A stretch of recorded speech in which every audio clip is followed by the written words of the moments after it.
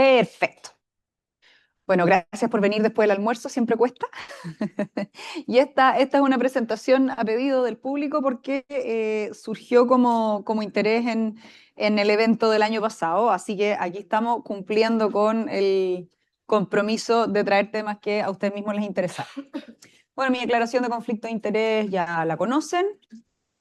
La diferencia en este caso es que tengo un hijo que está dentro del espectro autista, así que aquí sí tengo un poco de testimonio, por decirlo así. En el resto no vería nada. Gracias. Entonces, ¿qué es la discapacidad? Tenemos que partir sabiendo de qué estamos hablando. Y la verdad es que no es fácil definir discapacidad, porque primero que nada sabemos que es un paraguas muy grande que incluye muchas cosas distintas. Por ejemplo, incluye detrimentos en la funcionalidad, tanto motora, sensorial, sensitiva, intelectual. También incluye muchos grados de severidad. Y a mí personalmente lo que más la definición, digamos, las faltas de ortografía son a propósito, es mi pérdida de virginidad con la inteligencia artificial, así que los errores de tipeo son deliberados. Entonces, tiene que ver con deficiencias, pero sobre todo con limitaciones en la actividad y en la participación social. Y esa es una definición que encuentro muy interesante porque habla de la cuota de responsabilidad también de la sociedad. No es solamente un X diagnóstico que puede tener una persona, sino cómo se relaciona con su entorno. Bueno, tiene que ver entonces mucho con la interacción persona-sociedad. La idea es que esto no reduzca al individuo a su pura discapacidad y lamentablemente eso lo vemos mucho. Yo siempre me acuerdo en la época de las fichas de papel, una niñita que tenía una ficha ya muy grande y llegaba a los controles y la ficha afuera con plumón decía retraso mental. Con eso ya a la niñita no la miraban a los ojos, no la hacían participar, nunca nadie averiguó. Y efectivamente era una niñita con una discapacidad intelectual, pero súper leve. Entonces, la verdad es que se saltaron por encima su derecho a participar en su proceso de salud. ¿Por qué? Porque le pusieron la etiqueta. Y está bien que cierto grado de etiqueta nos sirva para tomar decisiones y para tener algunas precauciones en nuestra atención de salud, pero jamás puede ser desde una perspectiva reduccionista. Sabemos que cada vez viven más las personas con cualquier tipo de discapacidad y que cada vez están más integradas a la sociedad, pero evidentemente falta muchísimo y ahí yo creo que como salud tenemos que tener una voz cantante en esto. Y dentro de lo que falta, el acompañamiento en la sexualidad es algo que, pregúntenle a qué le preguntan, a las personas con discapacidad les falta, a las organizaciones que tratan con discapacidad y con salud sexual, falta. Le preguntamos a los médicos, les incomoda, no lo hacen, les sacamos ahí el poto a la jeringa porque es un tema que incomoda, ¿cierto? Así que harta pega aquí que hacer. Hay tres cosas que les quiero transmitir como conceptos fundamentales. Uno es el acceso a los derechos sexuales y reproductivos que debiera ser universal. El segundo es cuál es el rol que tendrían ustedes en la salud sexual y reproductiva. Spoiler, es un gran rol. Y tercero, muy breve y solo modo de cultura general, cuáles son las cosas que como ginecólogas consideramos cuando vamos a, por ejemplo, dar anticoncepción a una persona con una discapacidad. Bueno, dentro de los derechos sexuales y reproductivos les quiero contar algo que lamentablemente es muy novedoso, siempre es sorpresa cuando uno lo presenta, pero resulta que el acceso al placer es un derecho. Y es un derecho que está reivindicado por Chile y es un derecho que está nominado desde hace décadas por la Organización Mundial de la Salud. Entonces, cuando hablamos de educación sexual, de acompañamiento a salud sexual y reproductiva y hablamos del acceso y del derecho al placer, no estamos siendo ni progre, ni se me ocurren puros epítetos, digamos, así que no los voy a decir. Pero el acceso al placer es parte de los derechos de salud sexual y reproductiva. Y otra cosa que lamentablemente también hay que decir es que el placer está ahí, está al alcance para cualquier persona. No necesita un coeficiente intelectual, no necesita una motricidad, no necesita los 5 sentidos. Es distinto. Probablemente una persona tetrapléjica que perdió también sensibilidad no va a tener placer genital si es que no tiene sensibilidad a nivel genital, pero puede tener placer visual, puede tener placer por caricias en la cara. Entonces, esto como de reducir y a veces decir, este niño, en el caso de usted, o esta niña, por tal y cual razón, no va a tener placer sexual en su vida, es reducirle por completo una parte fundamental de su desarrollo como persona. Obviamente, si alguien tiene problemas para movilizarse, va a necesitar algunas adaptaciones, incluso para acceder al acto sexual. No sé si vieron esa película. Les voy a hacer estas recomendaciones.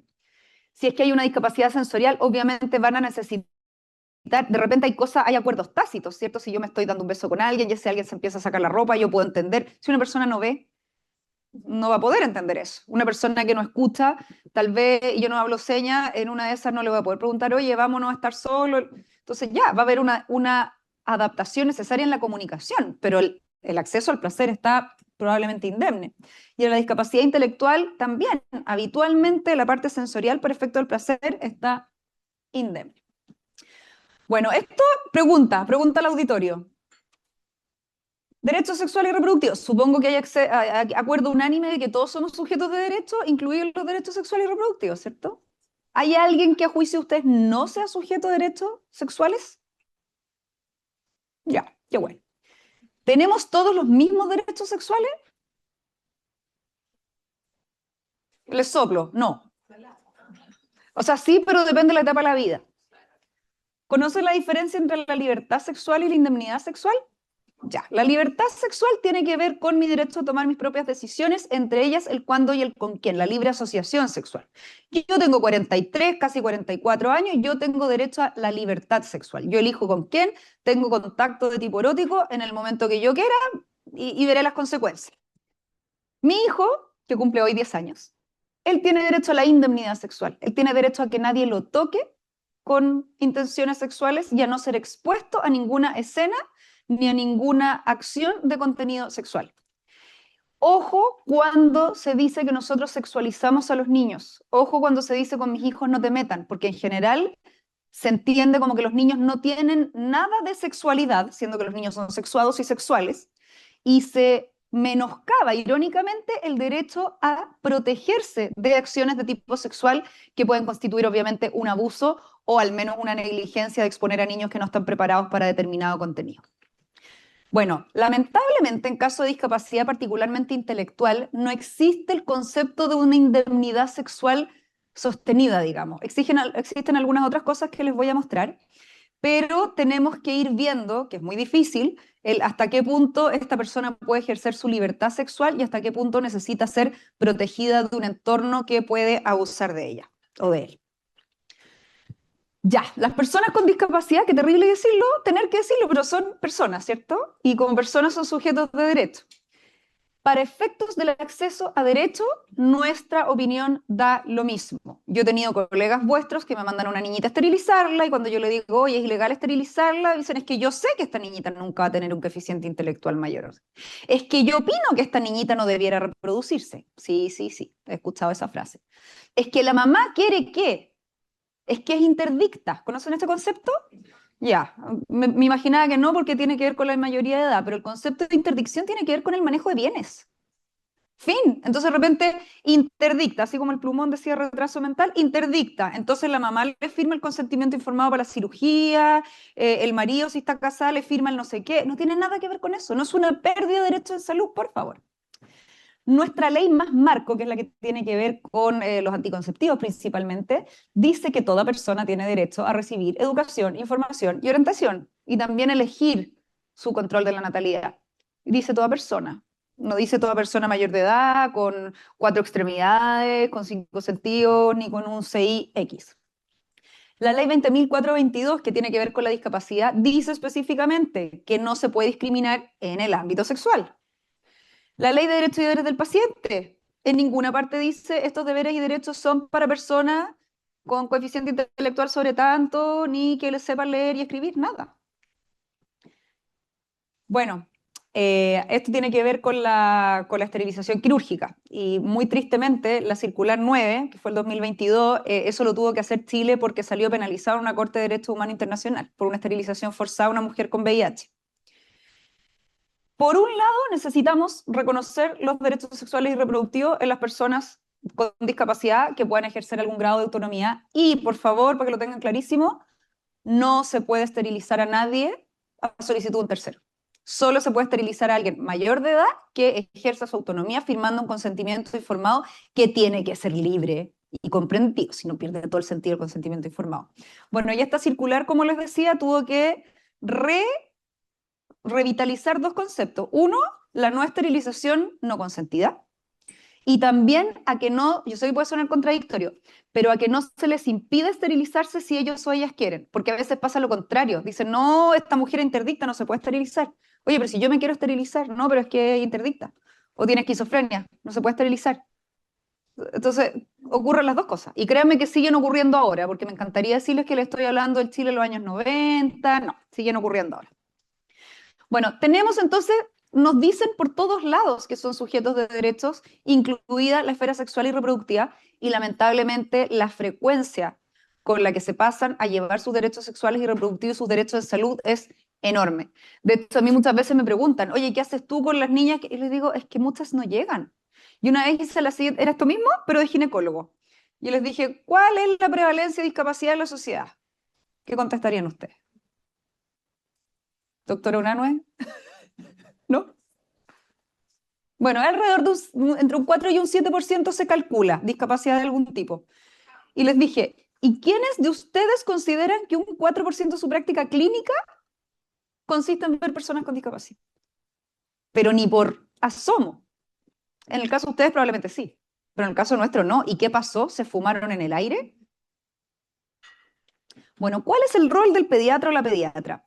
La verdad es que ustedes son personajes súper centrales en tres aspectos de, bueno, en muchos, pero en este tema, en tres aspectos y momentos de la vida de personas con discapacidad.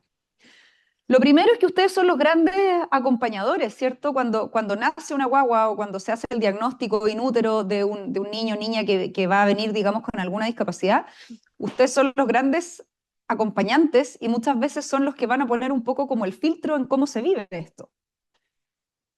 Nace esta guagua, va paseando la mamá con el coche, va, qué sé yo, a buscar al hijo al colegio, entonces hay gente que la conoce un poco. ¿Qué le dicen a la mamá con esta guaguita preciosa? Ya, espero que le digan eso, digamos. No, y le dice, sí, tiene síndrome de Down. ¿Qué le dicen? ¿Qué le contestan a esa mamá? Ya, pobrecito, ya, qué milagro, ¿no? Un angelito, tienes un niño que te va a acompañar por siempre, ese tipo de cosas.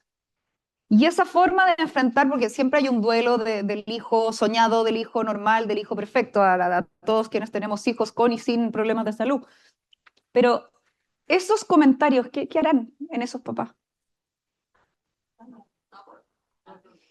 Tal vez aportan en algún momento, pero resulta que el niño efectivamente crece y los duelos que me imagino que a todos ustedes les ha tocado ver porque a esta niña eterna le empiezan a salir mamas o porque el angelito resulta que empieza a tener erecciones, es terrible. Entonces estamos comprándonos un duelo más adelante.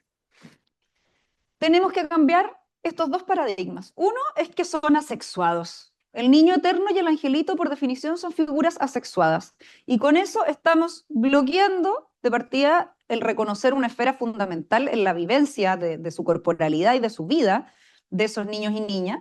Y por otro lado, estamos bloqueando el acceso a otros derechos, porque obviamente si esta es una persona asexuada, no le voy a hablar, hay gente que dice, no, es que no le des ideas. No le des ideas, usted está sexualizando a las niñitas Down. ¿Ya? Entonces, jamás va a haber educación, de hecho, hay experiencia en los pocos colegios en que hay educación sexual, en que a los niños de integración los sacan, los mandan a jugar básquetbol. Y este otro tema que también es terrible porque son hipersexuados. Por lo tanto, cuando empieza su pubertad, me llegó el martes pasado en Duplus, sin ir más lejos. Vengo porque la psiquiatra y la psicóloga dicen que le tiene que bajar la libido a mi hija. Sí, así tal cual. Entonces, son hipersexuados. Entonces, hay que anularles el deseo sexual porque siempre van a ser inadecuados, siempre van a ser incluso potenciales agresores. Y sabemos que eso no es así. Sabemos que puede haber problemas con el filtro, digamos. O sea, yo siempre pongo el mismo ejemplo, así que perdón si alguien lo ha escuchado acá. Todos nos hemos querido tocar los genitales en público alguna vez, todos, sin excepción. ¿Ya? O porque nos picaba algo, porque estábamos aburridos, o porque teníamos un impulso sexual. Pero nosotros sabíamos que no. Sabíamos que no, porque un niño, probablemente un adolescente en octavo, primero medio, ya cacha que no. ¿Sabes qué? Estoy mirando a mi alrededor, nadie se toca los genitales. Mejor no lo hago. Y probablemente no tengamos ni memoria de haber adquirido ese conocimiento, porque es una cosa muy, muy sutil. Pero un niño con un síndrome de Down o un niño ciego, tal vez no va a cachar y se va a tocar los genitales en público. ¿Y qué van a decir? Es hipersexual, masturbador compulsivo. Y lo otro que es una historia muy triste de la historia de la medicina, valga la redundancia, es que muchos de estos niños también estaban mostrando evidentes señales de estar siendo abusados. Y esta conducta hipersexuada nos estaban gritando con carteles que los estaban abusando y ¿qué dijimos nosotros? Son hipersexuados.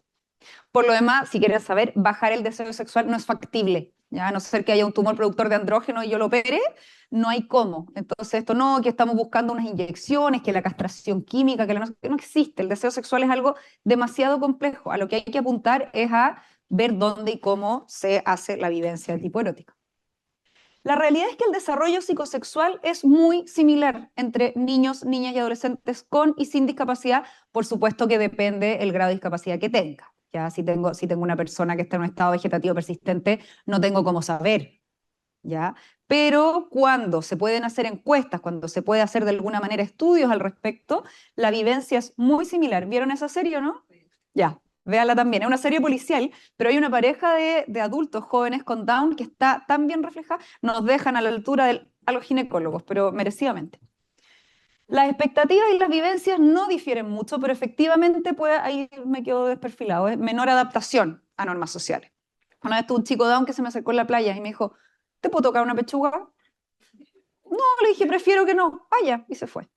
Y una amiga que estaba al lado mío me dice, pero le dije, lo encuentro maravilloso. O sea, esto debe haber sido meses de conversaciones, de terapia, y está perfecto. Está absolutamente perfecto lo que hizo. Prevenir y detectar el abuso sexual infantil. Ya el elefante en la habitación, porque lamentablemente es cierto que hay poblaciones con más riesgo de sufrir abuso sexual a toda edad y las personas con discapacidad por menores filtros, por necesidad de terceros en gran parte de su vida están en mayor riesgo y un mayor riesgo enorme. Se calcula entre 2 y 4 veces y eso son solo a las personas a las que se puede encuestar. Todos los que hemos trabajado en servicio de ginecología nos ha llegado la mujer anciana postrada con una gonorrea o el sedimento urinario con espermatozoides en una persona que está con un estado vegetativo persistente. O sea, esas son cosas que vemos cotidianamente. Sin ir más lejos, ¿vieron Hable con ella? Sí. Ya, pregúntense después qué tan benigno era benigno. La prevención del abuso sexual infantil evidentemente es multifactorial. Nos involucra a todos, los que aquí tenemos dobles y triples militancia porque somos profesionales de la salud, somos padres, hacemos a veces clase y tenemos alguna labor docente. Esto tiene que ser una mesa de múltiples patitas y nosotros tenemos ahí injerencia en varias. La idea es dar espacios seguros, transmitir que podemos hablar de todo y sobre todo la palabra clave es el autocuidado. Y esto tiene que ser desde la temprana infancia, porque siempre dicen, no, yo estoy de acuerdo con la educación sexual, pero desde los 15 años, ay, a los 14 años, ¿qué pasa? No, desde primero básico. ¿Y en kinder qué pasa? Los niños tienen preguntas y esas preguntas las van a sacar de alguna parte. Los niños tienen cuerpo. Y si yo encuentro que no le tengo que enseñar corporalidad, ¿qué voy a hacer? Le voy a decir, te vamos a lavar las patitas, te vamos a lavar las rodillas, ahora te vamos a lavar la guatita. ¿Qué? ¿No voy a mencionar los genitales? Entonces, la enseñanza de la corporalidad y del autocuidado tiene que ser un continuo. Yo no puedo llegar a los 15 años y decirle ponte un condón cuando tengas actividad sexual si no le enseñé a lavarse los dientes, si no le enseñé que ponerse bloqueador es parte de cuidar su cuerpo. Que respetar a Juanito cuando Juanito no quiere jugar con él o con ella es parte de respetar los límites de Juanito. Que si Juanito se me abalanza a jugar conmigo y yo no quiero, yo también tengo derecho a poner límites y a pedir ayuda. Entonces, el autocuidado, los límites y la confianza para hablar con los adultos tiene que ser enseñado desde siempre. Desde que uno baña una guagua, uno ya está haciendo educación en corporalidad y sexualidad.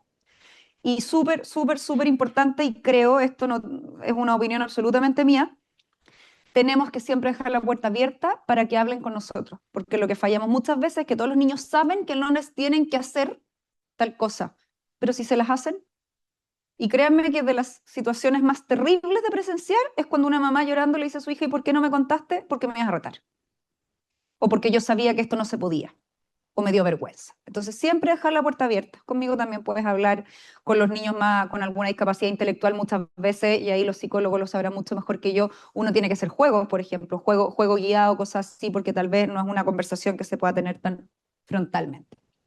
La detección, ustedes son la primera línea y a veces no ustedes con un paciente que conocen de toda la vida, sino que un paciente en la urgencia. ¿Qué pasa si es un paciente que consulta por quinta vez por una irritación peniana? por muy atópico que sea, digamos, no es la localización, ya. O una niñita que tiene síntomas urinarios que no se les pasa con nada. O si una niñita tiene un flujo genital y yo le pido cultivo, pero no le pido PCR, gonococo y clamidia, se me va a pasar. Entonces, ustedes son los que pueden parar las antenitas. Cuando llegan a mí, probablemente es porque ya vienen derivados o ya vienen con un diagnóstico. Cuadros de alteración anímica, siempre, siempre, siempre pasarse por lo menos el rollo de una situación ansiógena de malos tratos, de abuso. Comportamiento hipersexual, el hipersexuado, ¿ya? A mí no me gusta ese concepto, encuentro que es muy estigmatizante y no dice nada, pero contenido sexual inapropiado para la edad. Y, muy terriblemente, el otro día me tocó escuchar a un diputado actual diciendo que la educación sexual integral nos quitaba esa herramienta diagnóstica, porque los niños, como no tenían que saber nada de sexo, yo no iba a saber como si ahora sabían de sexo y me hablaban de sexo, yo no iba a poder cachar si estaban siendo abusados o no. Los niños sí tienen que saber. El punto es que es muy distinto que un niño de 5 años me diga las guaguas nacen por la vagina a que me dibuje un pene en erección. Entonces, o que por ejemplo cuando abraza a un adulto le chupe la oreja. Una vez me tocó una niñita que le empezó a hacer cariño, estaban regaloneando, una niñita que le empezó a hacer cariño aquí en el trasero a su papá. Y el papá le dijo, ¿qué estáis haciendo? Y la niñita le dijo, shh, esto es calladito, esto es calladito.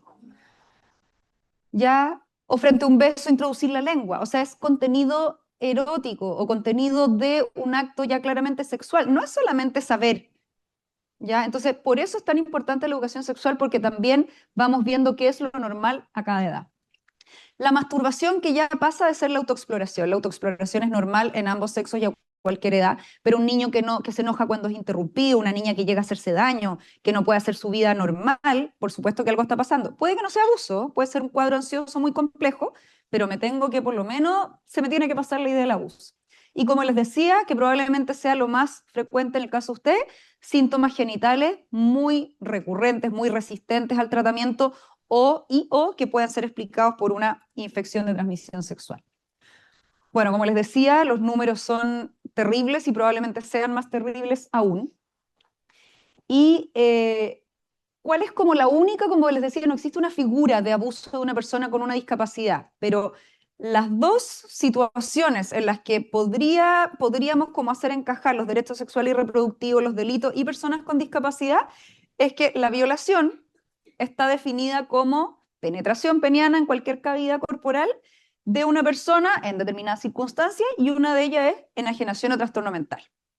Ahora, ¿qué es enajenación o trastorno mental? Queda un poco a criterio del juez. Entonces, lo que ahí habría que probar es que era una persona que no entendía la connotación de lo que se estaba haciendo, que no podía dar un consentimiento.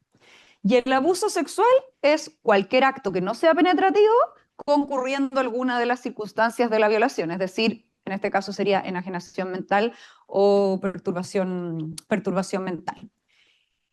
¿A qué se refiere con que es propia por si acá mayores de 14? Sabemos que bajo 14 todo es abuso sexual, por lo tanto ahí no hay ninguna diferencia si es una persona con alguna discapacidad o no.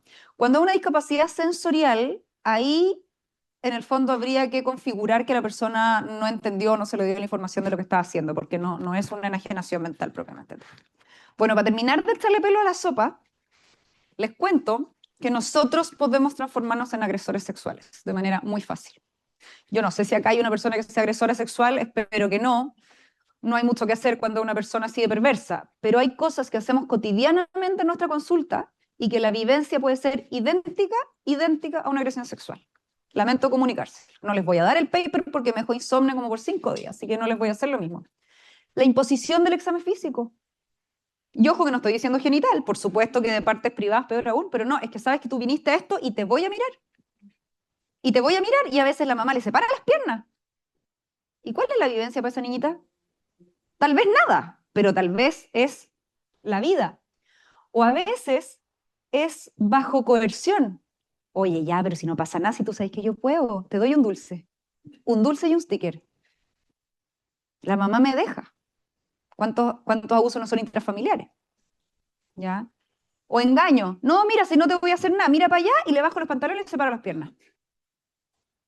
Y la esterilización forzada. La esterilización forzada, eso me compete a mí, no a usted, pero la esterilización forzada está catalogada como tortura en la esfera de la sexualidad por organizaciones de derechos humanos. Y por último, en la educación sexual y también la preparación para las prestaciones propiamente tal de salud sexual y reproductiva de ese niño o niña y también de su entorno familiar. Yo creo, esto es una opinión absolutamente personal, yo creo que los que trabajamos con salud infantil tenemos que tener un rol casi que de activismo en cuanto a la educación sexual. Creo que es de las cosas en que más se topan salud y educación. Los dejo invitados a esa actividad. Chile necesita ese un grupo súper interesante que está funcionando ya hace varios años y el otro día decían, ojalá en nuestras fotos salieran igual cantidad de delantales blancos que de pelos azules y de profe choros y de todo. Tenemos nosotros además nuestra propia sala de clase. Nuestro box, ¿cuántas veces tiene más que ver con educación y información que con salud? Las personas que son educadoras de salud, como a los gringos les gusta ponerle siglas a todo, tienen que tener estas 3 letras, ¿ya? La T, que es de integridad, confiabilidad, que ahí estamos muy bien evaluados. Expertise, es decir, pericia, ahí estamos muy bien evaluados. Pero en la accesibilidad estamos pésimamente evaluados. ¿Por qué? Porque muchas veces no hacemos la invitación a las preguntas o no planteamos los temas. Y cuando se nos hacen preguntas, nos ponemos colorados, cambiamos de tema o empezamos a mirar a la pura mamá y el niño, niña, adolescente que hay olvidado.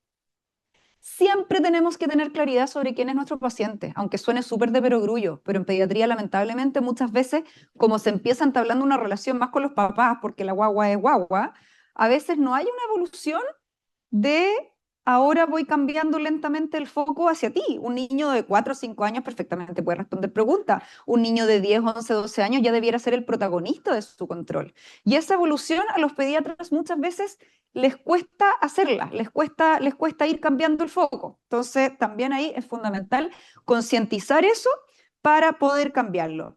¿Cuáles son nuestras responsabilidades? Si hay alguien con movilidad reducida, yo le tengo que garantizar el acceso a mi consulta. Porque hemos visto muchas veces que no hay rampa, entonces como mi consulta está en el segundo piso, no te preocupes, yo bajo y te atiendo en la sala de espera. Y ahí conversamos. Perdón, pero me da lo mismo la edad que tenga ese paciente, eso es una falta de respeto siempre. Si hay una discapacidad sensorial, tengo que ver cómo me comunico con él o con ella. Nosotros lamentablemente no tenemos intérprete de señas, pero podemos hacer lectoescritura. Ya a veces vamos a necesitar a la mamá como traductora en algunas circunstancias. Si tengo esas 2 personas maravillosas de aquí, perdón, no tienen... Esto sí. Ay, bueno, los de arriba a la derecha, ya.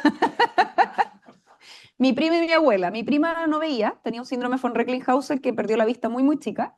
Y esa escena que yo no sé quién la captó, porque además era la época de pocas fotos. Mi prima le quería echar sal a la comida. Y su abuela, en vez de decirle, ya, yo le eché sal, le está pasando el salero. Y le está con su dedito así mostrando que tiene tantos hoyitos. Y yo las conocía tanto a las dos fallecieron ya, que, o sea, me imagino el diálogo. Me imagino el diálogo. Eso es lo que hay que hacer. Y por ejemplo, les traje mis prompts, mis 2 modelos. Yo, una persona que ve y que además tiene pensamiento abstracto, que no es TEA, yo le puedo mostrar esto si le está en la vulva, ¿cierto? Porque me hace, sí, ya, ok, el clítoris, no sé qué. Pero una persona que no ve, o una persona de pensamiento muy concreto, como una niña más chica, o una chica autista, le tengo que mostrar esto. Que lo pueda tocar, que vea que aquí hay un orificio que se llama vagina. Un poco caucásica, pero bueno, mi único problema, que el clítoris es esto, no esto. Entonces tengo que yo adaptar también los elementos que puedo tener. En el trastorno espectro autista, ¿vieron Atypical? Esa encuentro que hay que verla con los hijos, así, de todas maneras. La comunicación tiene que ser mucho más concreta y mucho más directa, incluso hasta a veces encontrarse diciendo palabras usando conceptos que uno dice, chuta, no puedo creer que estoy diciendo esto. A veces hay que hacerlo. Porque si yo le hablo de genitales, tal vez me va a entender y tal vez no. Y a veces me va a contrapreguntar con una palabra que yo voy a decir, chuta, sí, ya, care póker, sí. Y si me pongo colorada, ay, sí que me da un poco de vergüenza esa palabra. Pero si es la que tú usas, la usamos, no hay problema. El otro día en EndoPlus tuve una larga conversación sobre dildos anales con una paciente. Créanme que estaba así como así pellizcándome para no ponerme colorada. Pero ella necesitaba esa asesoría. ¿Qué le iba a decir? Ah, no, yo de esos temas no hablo. No. Perdón, pero de esos temas no hablo. Somos nosotros los que nos tenemos que adaptar a ello. Si es que hay una discapacidad intelectual, obviamente tenemos que adaptar la información para que sea comprensible y ahí los psicólogos son nuestros grandes aliados porque se pueden usar juegos, se puede usar el dibujo, se pueden usar dinámicas. Tenemos que evitar de todas maneras los eufemismos, tenemos que hablar de manera concreta, apoyarnos en los elementos y reiterar. Y siempre que hay alguna consulta por actividad sexual, indagar si esta es consentida o no.